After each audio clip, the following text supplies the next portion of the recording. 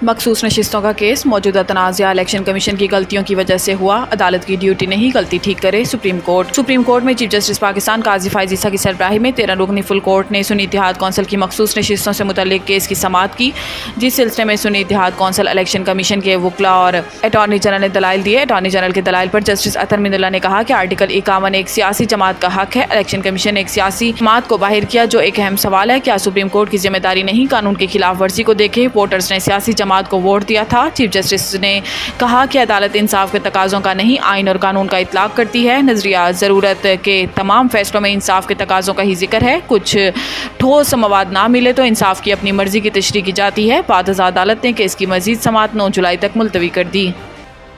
इमरान खान की गिरफ्तारी बिला जवाज़ और इन्हें नाअहल करार देने के लिए थी। यूएन इंसानी हकूक़ ग्रुप आलमी ख़बर-ए-रसां इदारे के मुताबिक अक़वाम मुत्तहिदा के इंसानी हकूक़ वर्किंग ग्रुप का कहना है कि ऐसा लगता है कि इमरान खान की गिरफ्तारी इन्हें नाअहल करार देने के लिए थी।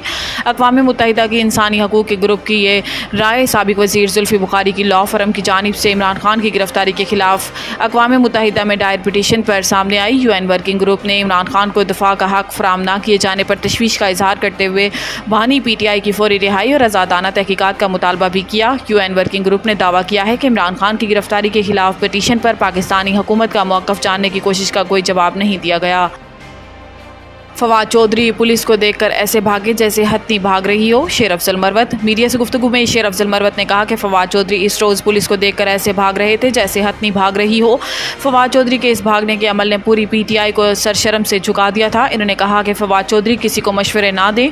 PTI की क़यादत कितनी ही फेल हो, लेकिन कम अज़ कम कड़े वक्त में बानी PTI के साथ खड़ी रही। PTI की मौजूदा क़यादत मुश्किल वक्त में फवाद चौधरी की तरह भाग नहीं रही। वो पुलिस को देखकर ऐसे भागे जैसे हत्ती भाग रही हो। याद रहे कि गुज़िश्ता दिनों फवाद चौधरी ने इंटरव्यू में कहा था कि PTI ही की वजह से हैं, हमारी पहचान ही PTI है, PTI में थे, हैं और रहेंगे।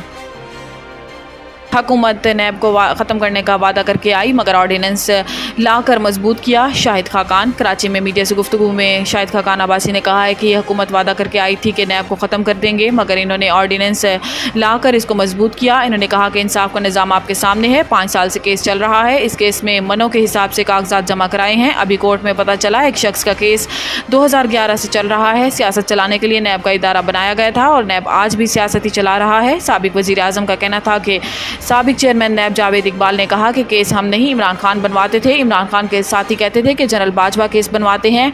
मुल्क तरक्की इसलिए नहीं करता क्योंकि कोई भी सरकारी अफसर फैसले नहीं करता।